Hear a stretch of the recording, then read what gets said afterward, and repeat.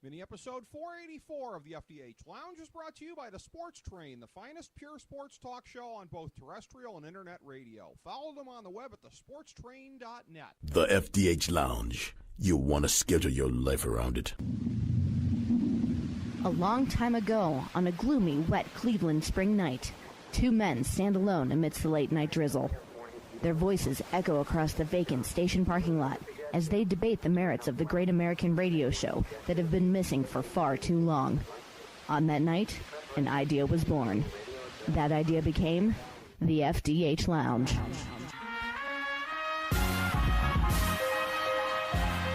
Welcome to the FDH Lounge. Hello, everybody. Welcome to FDH Lounge, mini episode number 484. Rick Morris and Kyle Ross breaking down the NFL for you. This is NFL Week 10. Now, going back to Week 9 on the schedule, I went 8-5 last week, 2-1 on my Big Three, 0-1 on my lock. For the year, 67, 66, and 1 on the picks on all the games, 14 and 13 on the Big Three, 4 and 9 on the locks. However, as I noted, other than those locks, it's real 500 situation there. Well, but as I keep saying, I called it Week 5. I had this incredible record going. I said high water mark. I didn't outright tell you to start going the other way, but you could have logically inferred that from what I was saying. This sounds like a real handicapper move. If Something out of my playbook. If you went with me the first 5 weeks, against me the next 4 weeks, 84, 63, and 1, Kyle Ross. Although you did go 8-5 last week with your picks, so that you would be said 5 to and take. 8. Yeah, yes. So I'm undermining myself. Sounds like some real Republican gerrymandering to me.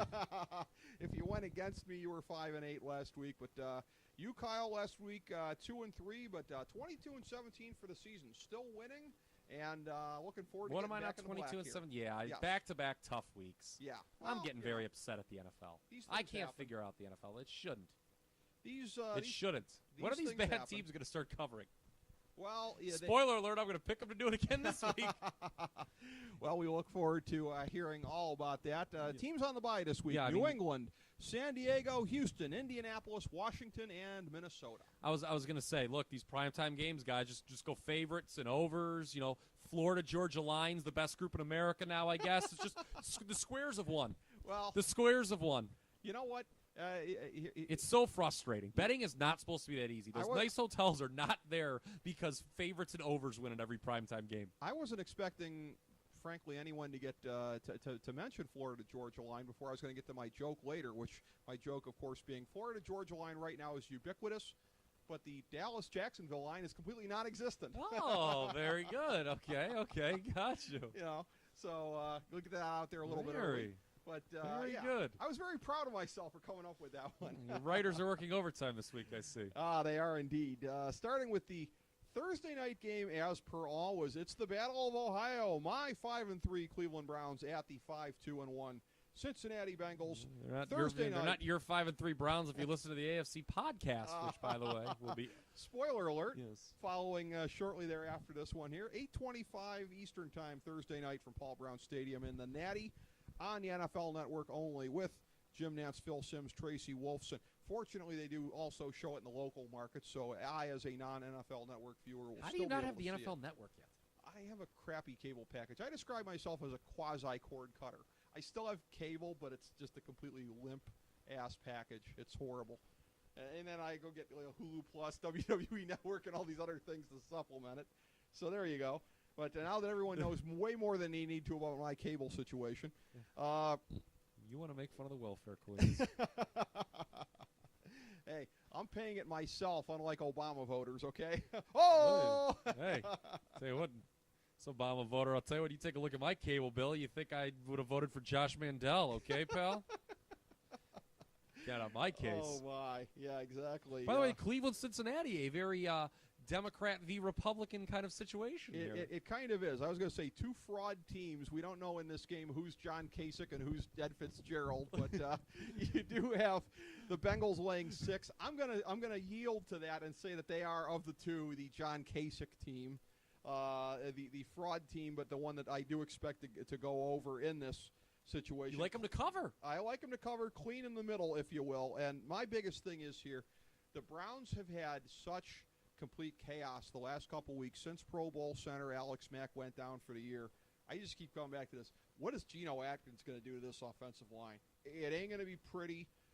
Much as I want my Brownies to win, it ain't going to happen here. It's the longest, I think, since the merger, because I think it goes back to 2007, the Browns' streak of not winning road divisional games. 17 in a row, I believe. 17 in a row, longest since the AFL-NFL merger Are they going to keep losing all of them?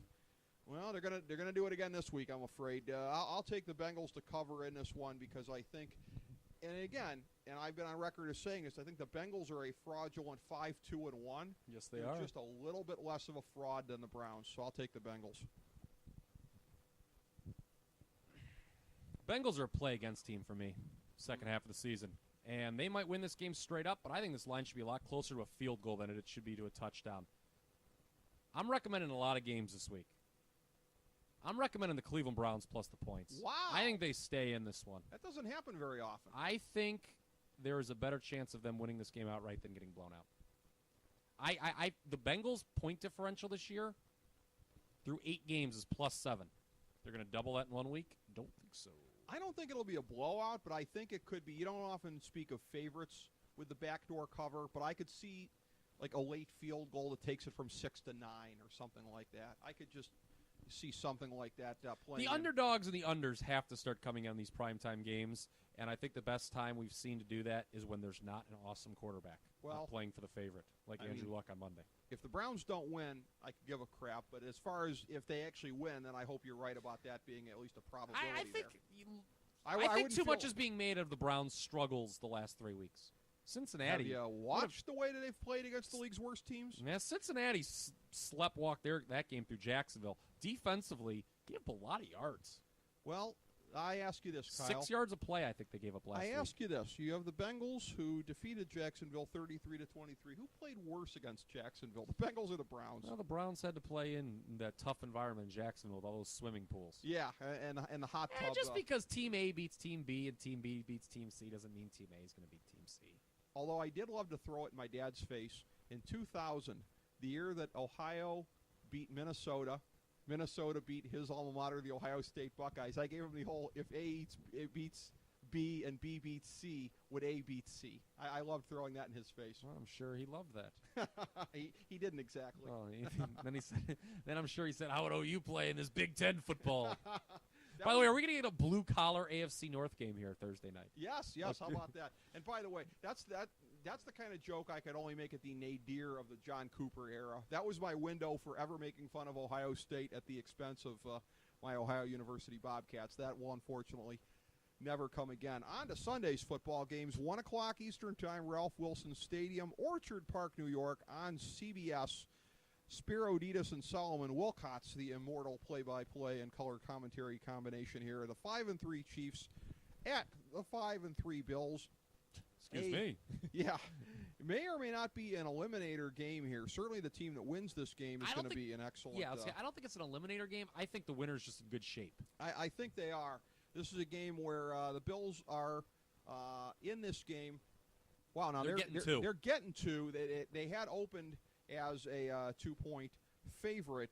Yes, I'm seeing some 1.5s on the board, even a 1 in some place. One of the things that I keep coming back to here, you know me, I like to pull a number where I can, and USA Today Sports Weekly, my co-pilot, as per usual here, looking at the stat sheets. Thanks. One of the things that jumps out at me, well, just for my personal prep for the show, but you are my co-pilot on the show, as of course.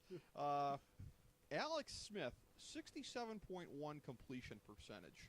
In a game where I think both teams may struggle to run the ball a little bit, the Chiefs have a very good running game collectively with Charles and Davis. Most of that's on Charles, but you've got Davis as well.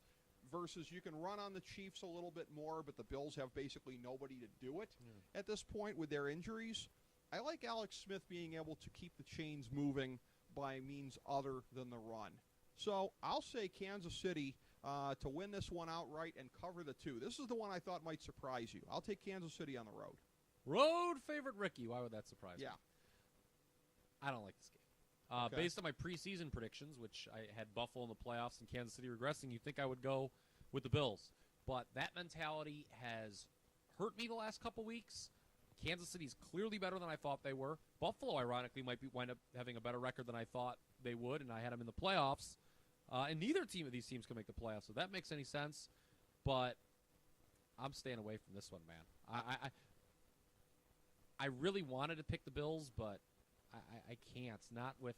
I just think the Bills. Both of these teams, I think, moving forward, are going to be play against teams, but you can't play against them both here. Yeah, I would understand that point very well. Up next, it's the London game. The 6-3 Cowboys versus the 1-8 Jags. 1 o'clock Eastern time from Wembley Stadium in London on Fox. 5-time Lounge guest Kenny Albert teaming up with Daryl Moose Johnston and Tony Siragusa on the call. This is the one that I was joking about before. You can't really get a line on the game, so I hate to do this. In the 3 years that we've been going week by week, I don't know if there was one game where we couldn't at least locate a line somewhere, no matter how shady it might be. You know, even one underground guy putting up a line. So, you know. I mean, if you'd like, I'll give you odds right now if you'd like. What would you think it would be? I mean, I would guess you're probably looking, I mean, and this is a wide span, but I'd say 10 to 14 probably. No, it won't be that high. You don't think so? Okay. It'll be between, depending if Romo plays, okay, it'll be between 7 to 10. Oh, okay. If there was a line and I was making a play, I mean, I was making my notes assuming we'd find one at some point, just because we never have run into this where we can't find one. I would have probably been on the Jags just because, again, I think that the Cowboys are They just want to get to the bye week. Well, they're due to have it turned around as far as that they've been third in the league in time of possession. And Jacksonville, with their newfound running game with Denard Robinson, is a team that could kind of frustrate that a little bit. So I would like Jacksonville's ability to hang close. If you know what? If Jacksonville wins outright, I'm claiming that as a win, even though there was no line. They won't win outright, of course. Yeah, sometimes time of possession doesn't matter against the Jags when Blake Bortles is throwing pick sixes. Yeah, true. I'm not doing anything in this game. There's no line. What do you There's want me to do? There's no line, yeah. No thanks. This is, again, like Kansas City Buffalo. I would. Right now, both these teams are in play against situations. Jacksonville was a nice winner for me last week, just barely, against Cincinnati. Dallas, like I just said a moment ago, they're desperate to get into that bye week and get Tony Romo healthier. It just, again, it kind of sickens me that, I mean, because, like, every week, even if it's like Shady Pete's back alley line, whatever. Like we've always Shady Pete, we need a line. Yeah, we've always been able to find a line. This is the first time in I think 3 years. Don't bother me that we haven't. No, I try to pick every game. I feel like I'm ducking, even though there's nothing to duck here. So, I don't like that part of it. It just it offends the OCD part of me a little bit. I guess is what it kind of comes down to. You are a stubborn man. I am indeed. Up next, it is the 2-6 Tennessee Titans at the 5-4 Ravens. 1 o'clock Eastern time, M&T Bank Stadium in Baltimore on CBS. The immortal team of Andrew Kettelon, Steve Tasker, and Steve Berline. A lot of immortal teams from the CBS side of things, aren't there? I find myself. No Hulk Hogan. Yeah. I think I'd almost rather hear Hulk Hogan. Yeah, I was going to say, yes. Promos. Who would you rather throw it down to on the sidelines, the Hulkster or Steve Tisker or Tasker, okay? Well, let me tell you, Ian. Yeah. That would be incredible. Mario Williams weighs 700 pounds, and I just slammed him. I threw on my back. Yes. Yeah. I didn't know if you'd let me either. Baltimore's. I didn't do steroids. Oh, he limits that lie to Arsenio. Oh, yeah. Baltimore's laying 9.5 down from 10 initially. Still some 10s available, though. Okay. Again, one of the things I keep coming back to here, you got the Titans giving up about 134 yards per game on the ground. I just think, again, they're going to be hard-pressed to keep it close against Baltimore because I think the Ravens are going to be able to come out with that kind of a number there with a very, very balanced attack, and that's deadly for anybody trying to keep it close. Any kind of a lesser team, if you can't cheat against the run or cheat against the pass at all, you really have no kind of chance whatsoever. Tennessee, with their very shaky quarterback situation, is just going to be up a crick here, I think, against Baltimore. So I would say lay the 9.5. Well, Tennessee's not a very good team, are they? No. Baltimore off back-to-back division losses on the road. You'd think this is a get-well game for them. Point spread indicates that. Laying double digits in most places. I see a 10.5 up there, too. Uh-oh. I'm going to tell you something right now, Rick Morris. Situationally, I like the Titans in this spot. I'm going to tell you Really? why. They're coming off a bye. Okay. Baltimore has not had its bye yet. If Tennessee gets blown out here, like, don't they just quit on the season? They might. Like, what do you do in that spot? Baltimore 1-8 against the number the last 9 times they have laid double digits. I see a 10.5. I will take a 10.5. Titans get the recommendation. Wow. Okay, another Kyle Ross. By the way, the only hallmark of Kyle Ross that's still working are double-digit dogs. Okay. Had Jacksonville and Oakland last week. Well, there's something to. And the Rams went outright, and I didn't take them. Double-digit dogs are still a proven commodity in this industry. They're doing well this year, no doubt. Next up is the 4-4 49ers at the 4-4 Saints. It's the Bounty Bowl, 1 o'clock Eastern time from the Mercedes-Benz Superdome in Bounty New Orleans. Bowl. Well, this is the game from that the Bounty scandal came out of, isn't it? It was that playoff game with the Saints and the 49ers, I believe. I thought that was the Was the it? one that that was one that launched the whole thing. I thought Well, Greg excuse Williams me. was saying to tee off on Alex Smith or whatever, and yeah, Oh, that's right. yeah. That's right. Thank you Good for making me call. explain it to everybody. They probably didn't know. I mean, what? I mean, Yeah. Oh, okay. Well, I didn't think it was that obscure a piece of history, but yeah. okay. All right. Bounty. What? Yeah. These teams use Bounty for Yes. toilet paper? What's going Yes. on here? Kevin Burkhardt, John Lynch, and the delicious Pam Oliver on the call on Fox. And this is a game where it's not quite – we talked about it with Buffalo and Kansas City. This can't be an eliminator game because the Saints can't possibly be eliminated because they're in the worst It division in is football. for the Niners, though. But for the Niners, it's going to be If they fall to 4-5, and Arizona's at home against St. Louis, that's what 3 games. Would they be? it would be They'd be 4 games back. yeah. Hello. This is a game that they have to have, and as such, again, if I'm picking San Francisco to make the playoffs, spoiler alert, I still am. They're getting 4.5 in this one, up from 2.5 at the open. And I see a lot of 5s. Yeah, I like San Francisco to cover. Better yet, I like them to win.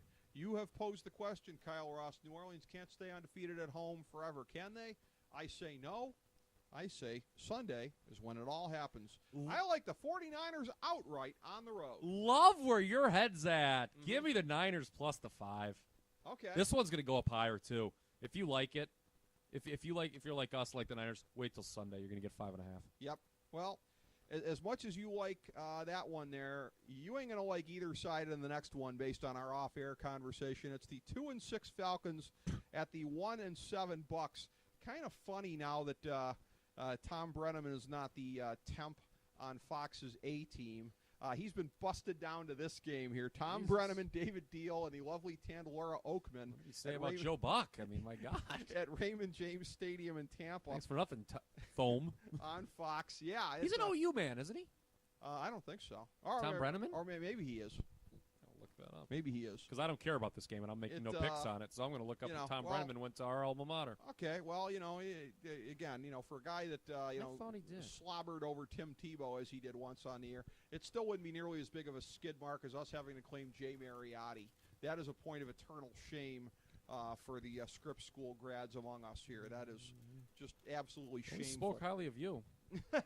Yes, he attended Ohio University. Oh, he did? Okay. All right. A Scripps School man. I thought he was, yes. Okay. And he was a beta, too. I All lived right. with 3 of them my senior year. That's where I thought I knew it from. Okay. Well, Tampa Bay in this one is getting 1.5. They had been laying 1.5 at the open.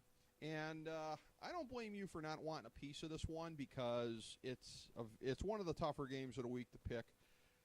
The instinct is to go on the Falcons based on the way that they absolutely decimated Tampa Bay the first time around. But Tampa Bay remembers that. There's always the revenge angle. yeah, and they got Falcons are off a bye, though. Yeah, but All these things make me hate this game. Tampa Bay's got better playmakers right now. I have to say They this do? though.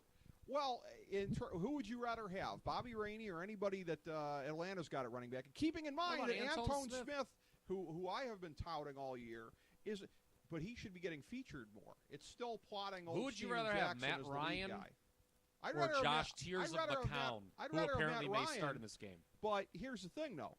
And as much as I love Julio Jones, would you rather have him and whatever level or replacement level schmuck is lined up aside from him, whether it's Roddy White, who's over the hill, or Harry Douglas or whatever, or Jackson and Evans, who are the ascendant pair in this division. Well, yeah, I'll tell you what, they got a while to ascend. They ain't ascending very much this year. Well, they've been coming along a little bit better recently. They're stuck in the Beachland Ballroom, and they ain't going to be playing Quicken Loans Arena anytime soon. I go back and forth on this one, but Tampa Bay's just due to convert on one of these ones. They're at home. Give me the Bucks with the 1.5. Not that they'll need. They it, open obviously. -1.5 too. So Kind of an odd thing. with change of favorite, Yeah. usually you want to go with the team that opened as the favorite and Right. is now getting points. I hate this game. I'm not playing it. I don't blame you. If I wasn't giving opinions on all of these, I wouldn't be on it myself. Stubborn bastard. Yeah, I'm going to give opinions on all that I can. Obviously not Dallas and Jacksonville, though, because that's not one that I can. Not that that bothers me or anything. But Get over it, Ricky. There's no freaking line. Okay, man? If you want to bet on the game, Jesus Christ.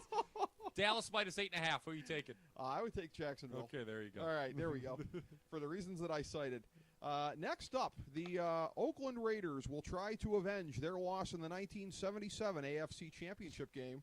The 0-8 Raiders are hosting the 6-2 Denver Broncos, 4:05 Eastern Time from Ocho Coliseum in Oakland on CBS. Greg Gumbel, Trent Green, and Evan Washburn on the call of this one. Denver is laying 11 points.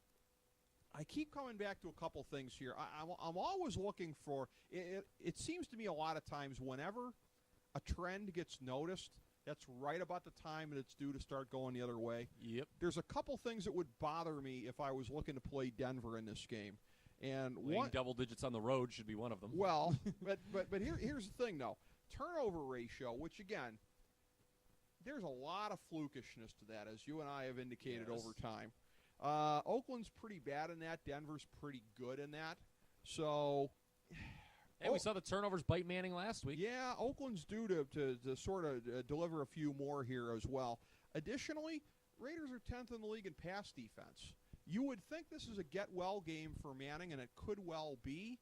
But again, as much as I talk about this, the bad teams doing the penis punching, sneaking in for the backdoor cover, this just feels like it to me. If the line is 11, which it is, I see Denver winning by 10. This is just going to be one of these games that annoys all the people jumping on the road favorite, which would generally be me. But in this instance, I will take Oakland getting the 11. Good boy. Last 5 times the Raiders have played in America, they have lost by 11 points or less. I'm, of course, just skipping over that in regrettable. Roger Goodell's America, we need to have that asterisk. Yes, I'm skipping over that regrettable performance against the Dolphins in London. Yes. Look, I like double-digit dogs, and I definitely like them when they're at home. I mean, laying double digits on the road is I mean, you've basically got to have, well, one of the 2 best teams against one of the 2 worst. That's what we have here. I see a 12.5 on the board at 5 dimes too. Give me that. I'll lay a little extra juice to get 12.5. You like Oakland, okay? Yep, that's a recommendation. All right, another recommended play. Hey, Raiders stayed within 16 of Seattle in Seattle last week. Yeah. By the way, there are not a lot of wins on this Raiders schedule. Right. I mean, will they go 0-16? I don't think so. But again, see, here's a funny thing, though. I'd like them to be. You know what? We keep talking about when will Kansas City maybe have that hiccup because they've been better. The Raiders host them on a Thursday night. That could, Thursday night, weird things happen. And here's the thing, though. Like the last couple of years, and I realize this is like a cheater thing to do, right? When you're going through and you're predicting the preseason records, I've always got Oakland down for like 2 wins. And usually it's a thing of like, come on now, they'll win more than that, and they do. I think I had them for 2 wins this year. Oh, yeah. Guess who's right this year? It only took me like 4 or 5 years of picking it all the time, but they have finally played down to what I expected. By the way, they need a RG3 like heist when it comes to the top pick next year. No. Unless if they go, do you think they're going to hold on? I mean, obviously they're going to probably have a new regime, entirely new regime. McKenzie making the picks. I'll tell you that. So they've got Derek Carr. Does the new regime hold on to him? He's been like okay, despite. I mean, they don't have a lot of talent on that. I'm just saying, like they need like a lot of draft picks. They do. They absolutely do. And look, if there's a team desperate for a quarterback, I think you got to make a heist. Yeah, like somebody like the Jets. Although in my fondest dreams, the Browns fleeced the Jets for a first-round pick for Johnny Manziel. I'm still clinging to that fantasy. Maybe they'll do it with the Cowboys if Tony Romo's back never heals. Maybe they'll do that. By the way, my fantasy from there goes to with the Browns having 3 first-round picks, using them to package to go up to get Marcus Mariota or somebody else to be the quarterback of the future next year. That would be my thought. People love drafting the quarterback of the future, huh? Absolutely. What about the quarterback of the present? The Browns don't have one. No, and they don't. That's why I'd like to see that be done. Two teams that don't have the quarterback of the future, although one certainly has the quarterback of the present. It's the 3-5 Rams at the 7-1 Cardinals. Ugh. With Carson Palmer, above average Carson Palmer, if you will. Replacement level Carson Palmer. Chris Myers, Rondé Barber, and Jennifer Hale have the call on Fox 4:25 Eastern Time from University of Phoenix Stadium in Glendale, the host site of the Super Bowl this year, with the Cardinals in the Super Bowl. Stay tuned for more, and we'll see through the course of the season. The Cardinals had started by laying 7.5 in this one. It's down to 7. And again, I've indicated previously, I don't like the Rams. You talk about like a bad penis-punching team, stealing wins from better teams, causing havoc in the playoff race when they have no business doing so. They're not allowed to win games now, according to you? Yeah, I like to at least see them do it man up rather than with this, the football equivalent of the hidden ball trick. Just Bush League Good crap. coaching. Ugh. You know what they should do? They should just line up their 11 guys against those 11 guys, and they should just run at them, right? Smash them in the mouth They should and just see run who's at better. them. Run right at them. Run right at them. Yeah. Let's put the old leather helmets on and just, no passing. You're mocking my take here, but I stand by it nonetheless. No, I was mocking it, yes. I'm about ready to mock another take of yours, too, by the way.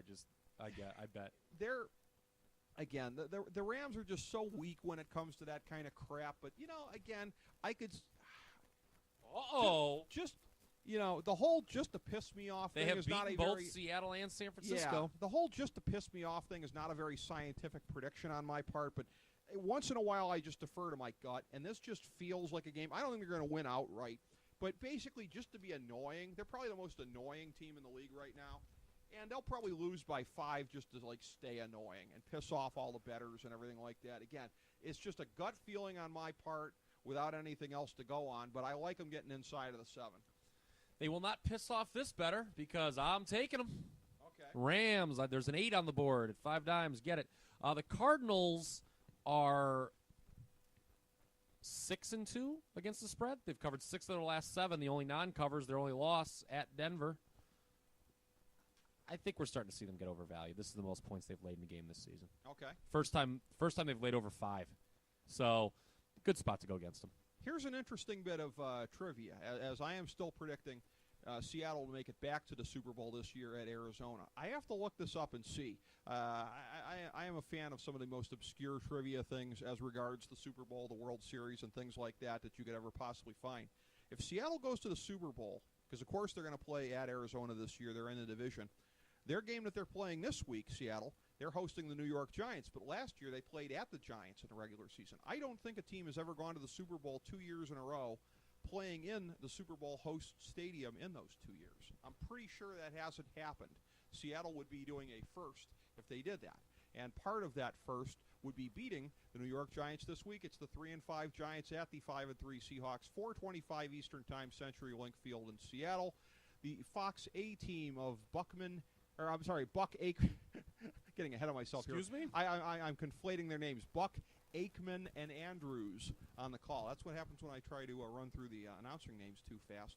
This is a game where Seattle is laying 9 points. It had been 7.5 at the open, so it only keeps kind of climbing. It's already up to 10 at some of these sharper books too. I'll tell you what, they're desperate to try to get some Giants money. Well, and I can kind of understand why, because the Giants look like they've kind of folded the tents for this season. It was an ugly game last year, and you look at how they did it. When they fell behind, they got predictable. And they look like they're going to fall behind in this game as well here. Short week. Well, and Seattle is a brutal team to run on. They got that reputation last year for being impossible to pass on. Bill Barnwell of Grantland said maybe the best secondary of all time for the 2013 Seahawks, and you'd have a hard time disputing that, I think. But the running defense this year has been absolutely superb. And the Giants, we've talked about this previously, have nobody to establish the run with at this point in time. I think it's going to get out of hand. Give me Seattle laying the 9 points. I keep saying that they're going to curb stomp somebody to really It hasn't happened. get back in there, and it hasn't, but it's got to one of these weeks, right? Yeah. Give me the Seahawks laying the 9. Yeah, I'm too scared to lay points with Seattle right now. Okay. But I'm not taking them with the Giants. Pass. All right, well, If you got nothing to say, might as well keep it succinct. On to the Monday Nighter.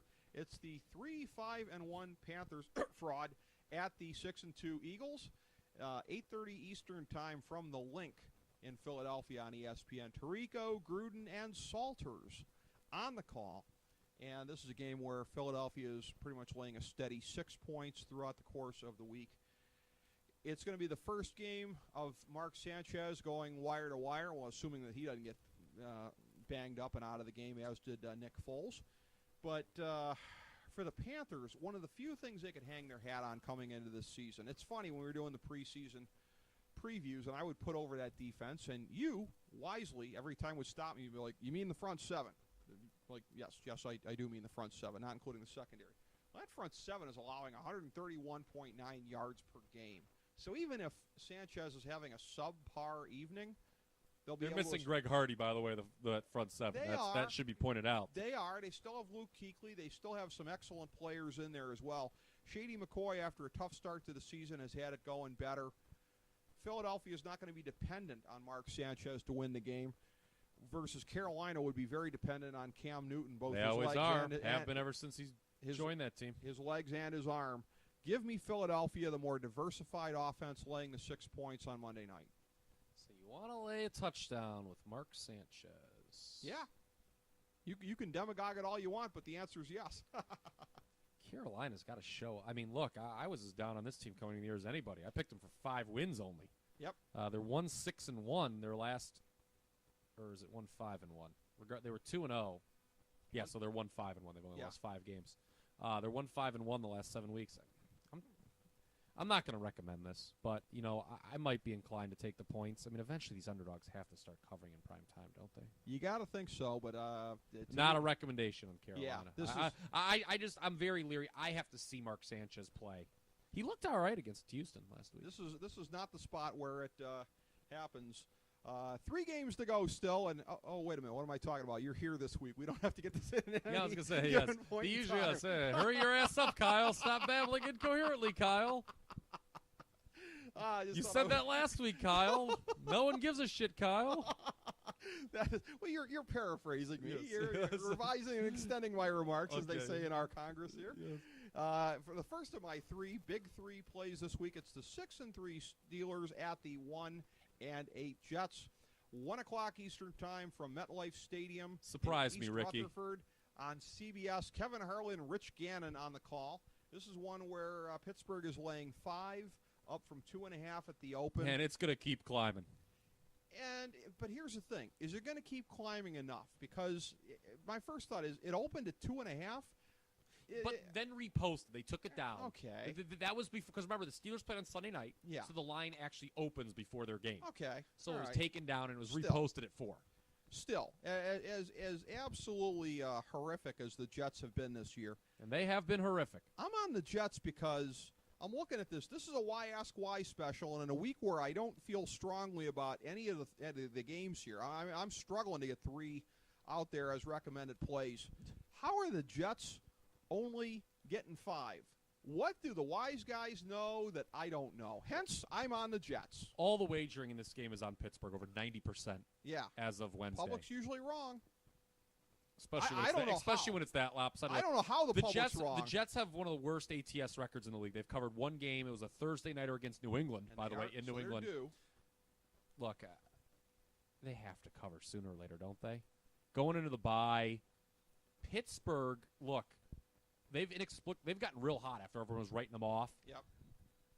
Pittsburgh has been known Mm-hmm. to lose a game or 2 to a crappy team. Case in point, they lost at home to Tampa Bay earlier Yes, this year. just about to say that. Their next 2 games are at the Jets, at Tennessee. They're going to lose one of those 2 games. Yep. The Jets have to win sooner or later, don't they? I'm recommending the Jets plus the points.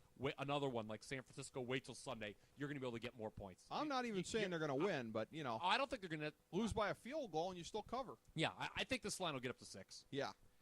If not more. That's the first of my big 3, and again, we agree. Did so, not work so well last week with San Diego. No. 2 weeks ago worked great with New Orleans. Well, so let's make it 2 of 3. The funny thing is, those were both my lock plays the last 2 weeks. So we're 1-1 in agreeing on lock plays. This is not my lock for this week, just because I almost think I should have made a why ask why pick my lock, because the next two I'm actually pretty queasy on making recommended plays, but I'm going to go there anyways. Because I got to pick 3 games off this slate. Anyways, next up it's the 5 and 3. How's that line looking for Dallas Jacksonville? Still don't have one. 5 and 3 Dolphins at the 6 You're and twitching. 2. Let me try and slap this OCD back into place here so I can. Oh wait, properly Ricky! Hey, finish look, a the line show. just popped up. Kidding. 5 and 3 Dolphins at the 6 and 2 Lions. 1 o'clock Eastern Time, Ford Field, Detroit on CBS. Ian Eagle, Dan Fouts, and Jenny Dell, the CBS B team, on the call for this one. And this is a game where the Lions are laying 3 points up from 2 at the open. And again, I have picked against my Dolphins, who I have said are my 1B team as far as rooting here. They were 1A, now they're 1B. Or 1A, I suppose, yes. Well, depending on how you define it. My second favorite Just trying team. to get you straight here. Yeah, my second favorite team behind my Cleveland Browns, my hometown Browns. And I've been... 2 really crappy teams to like, by the way. I've been meaning to mention that for a couple of years. Well, they weren't always crappy. I'll just put it that way. The Dolphins It have helped been, when there was 8 teams. Yeah.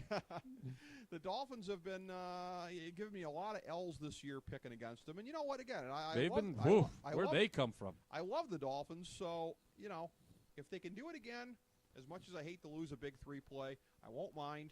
Maybe I'm doing something beneficial for them by going against them all these times. But I am going to go against them one more time just because here's the thing.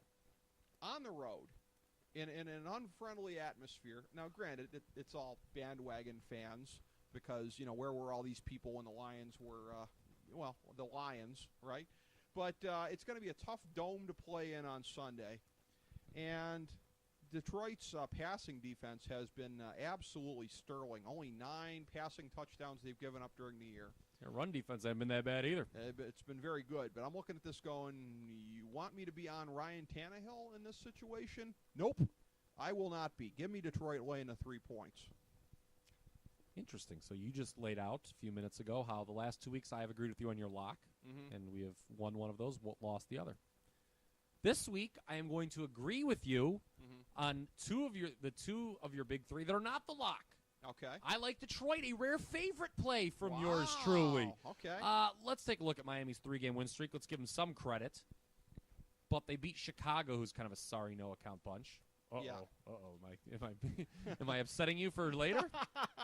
Then they beat Jacksonville by 2 touchdowns. The deciding points in there were both pick sixes off Blake Bortles. Right. San Diego, look, 37-0 was as impressive a win as I've seen all year. San Diego's real banged up, though, and was really desperate for a bye week. Detroit's coming off its bye week. At home, I know they were lucky to win their last. Look, they were really lucky, actually, to win their last 2 games against New Orleans and Atlanta.